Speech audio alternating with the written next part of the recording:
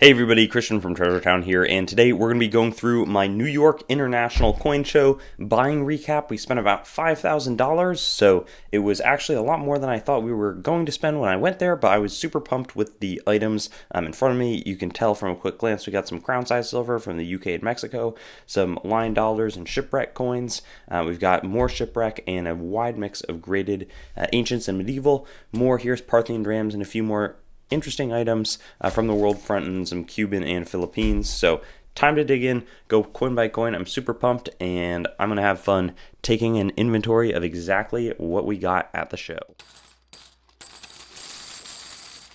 So first up, we're going to go through these crown size coins. A fair amount of these did have a little bit of cleaning on them, so I just want to point that out, and you can tell by some of the brush marks across the face of the coin, and as a result, it was a discounted sort of purchase price, but that one was in 1897. Here is these are 8 reals cap and raise from Mexico. There you can see those wipes right across the bottom. It's still, that one kind of looks even uncirculated, but unfortunately polished up a solid amount. Here we've got some of these classic, people say crown size silver. Well, these are Victoria crowns. She reigned from 1837 to 1901 in England. That is a younger head before the older one on the coin that we just saw. And so there's an 1887. This is when she had just started, so 1844. And this is a really nice piece of history with some nice toning as well. Just a big fan of how that one presents itself. This is an earlier 8 reals. I think that's the Zacatecas mint, and OM would have been the mint master. I'm not as familiar. That's probably 20 grams. I don't know if it's probably like 10 dinaros or dineros. I don't know exactly what all the lettering means on those coins. And then a few more British crowns. We actually don't get them. We bought a big group of them recently, but outside of that, it's pretty sparse in terms of when we find them. So we were pumped about that, and I'm trying to learn a lot more on these 8 real coins. I think that there's a lot of Mexican history that I've been kind of missing out on. I think we'll start then with, or next, go to some of the graded items. So this is an Armenian medieval tram, Cilician Armenia, Lavon I. There were many different Lavon rulers. It was like a Christian Armenian kingdom. And so that one was, I think I paid $69 for it. And I'm curious, I'll try to get, maybe if I sold it on Whatnot, sell it at 79 start or 69 start. And, I don't think I'll probably make money on all of this. Some of it was like, I want to start grading. We sent a ton of coins to grading, grading coins and seeing how that goes. So here we have a Diocletian who was in, the late empire. I mean, this is right before Constantine the Great, basically. He, I think, abdicates in 305.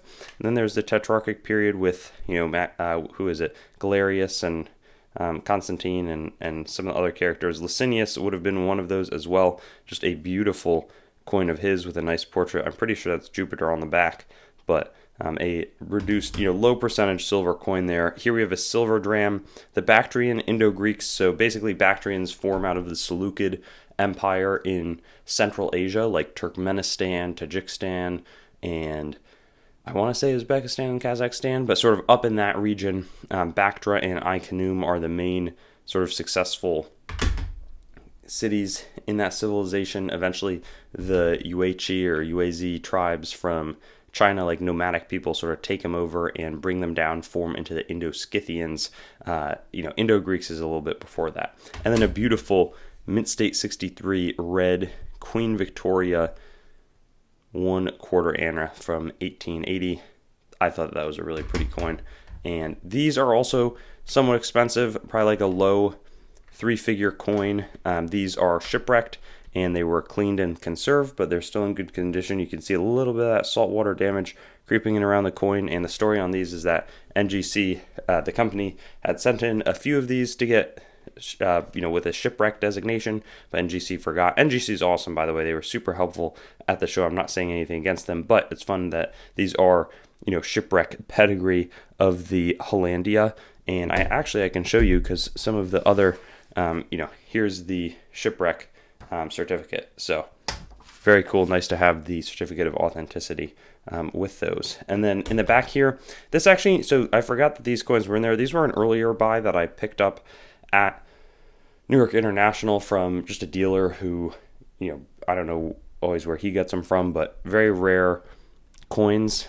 This one in better condition sells for huge amounts of money. It's a silver 20 asses coin from Eritrea, and it was a pretty reasonable price. I thought with some decent detail there. You can see on the front of the coin of, I think it's Minerva, something like that. And then here we have a very rare denomination, 1 scripulum from the Byzantines in the 7th century. Just not a coin you see too often at all. Right here we had a trio. I've seen these for a long time, and I'm going to learn the history. I don't know anything about Bela II, but I think that's a pretty early time frame to be considered Hungarian or Hungary. So this one will be fun to, also learn more about. And then we were able to get 6 different anonymous phallus coins. This is Class B. I think we got Class A, Class B, and Class C. That one says Jesus Christ, King of Kings. On the reverse, we've got this one right here. That's going to say the same thing, but more spelled out. That one was A3, sort of towards the end of, I want to say it was Basil, who died, who reigned from like 975 to 1025. And then, nice portrait on this one with a very clear jeweled cross on the reverse. So I'm a big fan of these. I think that there's a lot of historical value and nice to have them encapsulated by NGC. Let's talk about some of these shipwreck coins. And not all of them are shipwreck, actually. Don't want to mislead. I forgot a few under here. I believe these are like Ducaton and Rider coins that were also, you can see the saltwater damage. On the other hand, really clear date right there, 1742. Something like this probably going to be a touch above $200 is what I would try to get for it. On these coins, like I can buck and go and lose when I buy a $20 or $30 coin. Often something like this, say you pick up a few for $180, then you're going to try to probably start at like 240. 230, something in that range, but not something that you'll see too frequently. And again, all that damage, it's not from, anything other than being at the bottom of a sea for a very long time. So super neat.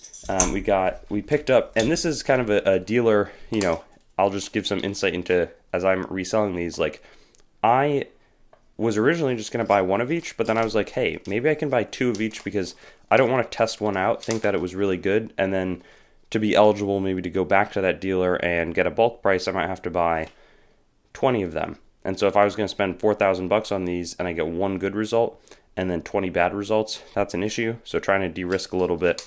Who knows how that one will work out. This coin cost a lot more.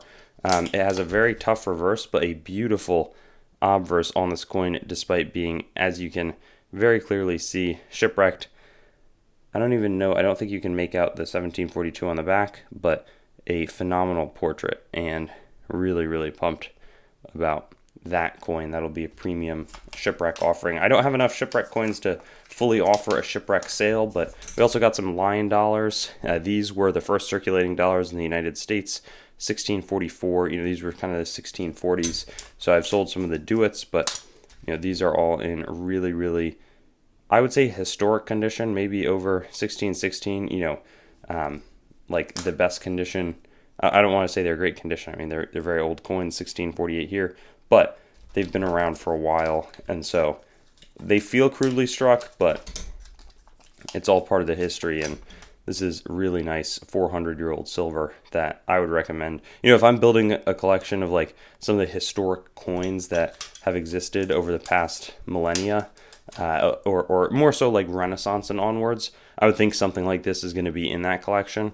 And so I really am going to try to do a lot more learning as well, in addition to some of the first shipwreck stuff, trying to figure out some of the crown size silver, because I really am a big fan of that. I found a pick box, which is basically where you can just pick out a bunch of coins and pay a flat price, and I think I found some fun items. So is that everything?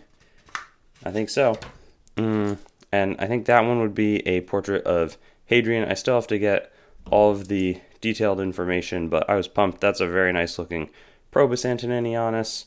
You've got a range of earlier denarii. Here's is that, I was going to say Gordian, but maybe that's somebody else. And Antonine, I think that's got to be Gordian the Third, Antoniani. There's a Philip. Some of these are more worn than others. Severus Alexander probably, but I thought that one had a nice quadriga.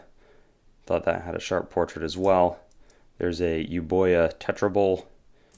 We've got a Parian Dram and, another one. These are like 4th to 5th, 4th century BC era, so real early items. A Probus, I'm not sure, that was one that I just thought looked cool. A Gallienus, and that is going to be one of the Vic Og Philippi Macedon types. So also very fun, and was not that those I thought I got for a pretty good deal. Maybe one of the best deals of the batch. We'll pour out these. These are mostly going to be Parthian drams, but there's a range of stuff that I wanted to show, and so we got a few of these. I think we got 5. These are like 3rd century or 13th century AD Sri Lankan coins. We also got some foray. These are like ancient fakes of denarii, and so I don't know. That's something that you probably don't see too often, and they'll come up in lots. Here's a real Alexander the Great. This is probably the most expensive coin of the ancients. Alexander the Great dram. I thought that it had really nice eye appeal, and I was pleased with it. We got a Mughal coin, Mughal rupee. We've got a Bactrian item as well. I think I spoke a little bit on the Bactrian history. All of those, the Parthian ones are all real, and that was my most expensive, I bought 20 of them, so that's going to be probably a very low 4-figure amount. There are 2 different types here and I'll try to find one of the other ones, but I'm pretty sure, I want to say it's like a Rhodes or one of the later ones, and then this is probably like in the middle of that time frame. But they've got, Parthia was conquered by Alexander the Great, then part of the Seleucid Empire, and then broke out by their founder, who's pictured shooting an arrow, Arsaces, something like that. And then they, around like 250, 225, I think it's 250 BC, they go all the way up until the early 200s AD before the Sassanids take over. That's more Zoroastrian, which is a big religion. That's sort of Persian in nature. We had a mix of Cuban coins. This was nothing too expensive. I thought that this was also a pretty good deal that we were able to find on the Cuban items. Solid coins and a nice mix. Not anything, of particular, that's a crazy pickup, but it was pretty good in my opinion. And then I think the last coins that I'll show here are going to be these Bulgarian grosh, very solid portrait of Christ. I've been trying to find some more, and I'll just take one of these guys out of the flip here, or 2 of them. Nice portrait. These remind me of the Venetian Grosso silver coins as well. We got a portrait of Christ. I mean, that's in pretty nice condition. I had to reserve them ahead of time, actually, before the show, and buy a little bit of quantity to get a dealer discount. Was pleased about that. And then here we've got a Jan Casimir Polish item. These are in a little bit nicer shape. Those I might have overpaid for, but I thought it would be fun to test them out. So that's the New York International buying recap. It's fun to go to shows because you can bring a bunch of funds and really fill up, and immediately there's no shipping. You get the coins, and I'm actually not going to sell them for a little while just because I'm going to now take a little bit of a vacation. I'm saying that as I'm filming the video. By the time the video comes out, I'll be back. But really, really fun 5K recap. Hopefully next New York International will be tacking on a 0 to the purchase amount. Thanks so much, and have a good day. Thanks for watching the video. Make sure to head on over to treasuretown.com and sign up for our email list to stay up to date on everything that's happening, whether it's auction updates, exciting new inventory drops, coin collecting news, or general informational resources. Hope you enjoyed the video, and I'll see you on another one.